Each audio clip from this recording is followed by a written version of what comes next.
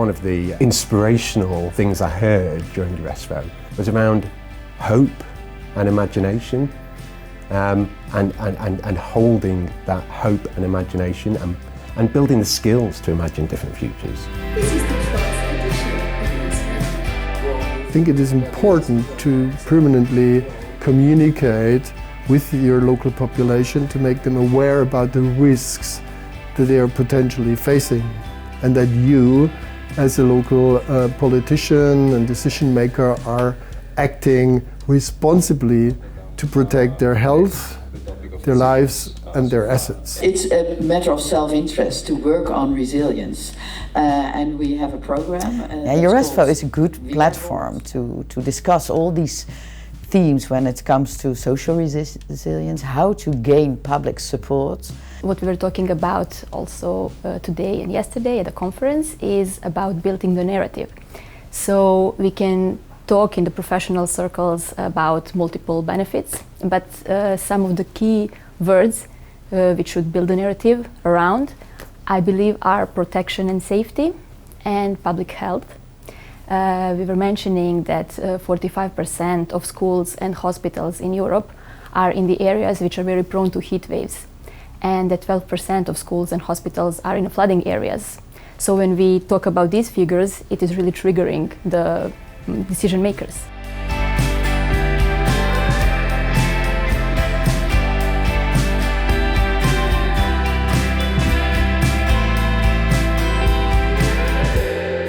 Nature-based solutions are solutions in various environmental problems that mimic nature, and the most important thing about nature-based solution is not only the technological part, but it's also that they put a lot of effort into involving the local communities within this solution, so like creating together with the communities, and also respecting the communities and the natural processes.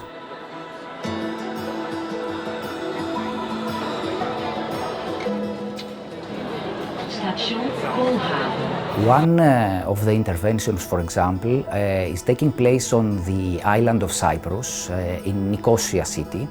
The one has to do with the groundwater quality improvement. So by utilizing, for example, microalgae treatment, we can upgrade the quality of groundwater that is containing nitrates and hardness in order afterwards to preserve green spaces and avoid soil salinization. My name is Sandra and I'm an active citizen in this neighborhood with shoulder. It is evidenced that in the streets which are tree-lined, there are 60% less chances of inhabitants having respiratory diseases.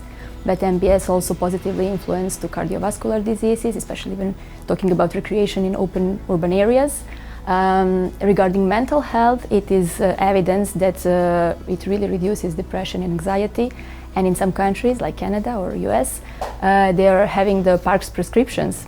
So basically, they're shifting the economic benefits from pharmaceutical industries towards the nature protection areas. And they can even prescribe 2 hours in nature per week and prescribe free pass to the national reserves. Project that I really like, it's called Operatie Steenbreek. In English, it's Operation Stonebreak. It basically encourages residents to replace tiles in front of their house on the street level with plants and flowers. And yeah, it is a small change on the individual level, but I think it has a large collective impact. And it also sparks conversations between neighbours, between visitors, between people. So my ultimate goal is that placemaking becomes this bridge between ecological resilience and social resilience.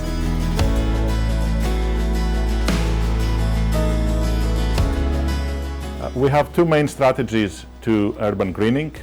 One of them is market-based greening. We see a lot of modern developments that integrate greening, but that runs the risk of creating green pockets in the city or even leading to green gentrification. So this has the opposite effect of what we want to achieve, which is spatial justice. So we do need more public investment, more community-led projects that are grounded in the local community needs, and they have an impact for those that need it most. Sweden was the kind of the pioneer of the climate city contracts and emissions, and at some point they stopped and said, wait up, but why are we only focusing on mitigation? You know, and then just because someone stopped and thought, okay, we actually need to think about adaptation, then they started to bring it together. And you know, sometimes there is this dichotomy where mitigation is more of a kind of global perspective and adaptation is more local. But actually that's not really true. It is truly my pleasure to be here at EURESFO, like many times before. Coming to EURESFO at least. Adaptation finance historically has been a significant gap in terms of the bigger picture of climate finance. A lot of the finance in the past has gone to mitigation, and that still is the case. Vast majority of investments go to mitigation. However, in the last few years, and I would say last 5 years, the awareness of need to invest in adaptation and resilience has significantly grown. And while that awareness has been already there in communities and public sector, now we're also seeing private sector come online and start thinking about this topic and actually being sensitized to both the issue but also the opportunity that investments in adaptation and resilience offer. So the Pathways to Resilience project is an EU-funded project as part of the mission on climate adaptation, and is meant to support 100 regions by the end of 2027 to become climate resilient. And as part of Pathways to Resilience, the key framework is the Regional Resilience Journey, which is a task-by-task framework that is meant to guide those regions in how to achieve the sort of key aspects of what will take them to be climate resilient. The EU is starting to put forward cross-mission calls. So we really need concrete initiatives like that, long-term programs and funding, project preparation facilities that are able to go beyond you know, the classic 4 to 5 year political cycle. So it's really important that Europe provides this security and this kind of push to integrate the two better.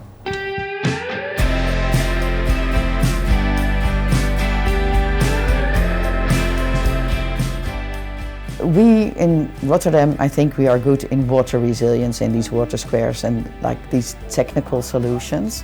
But we can also learn from, for instance, Ukraine, where they are struggling with a lack of water. And that's a problem we are going to face in the Netherlands as well. So we can really learn from each country.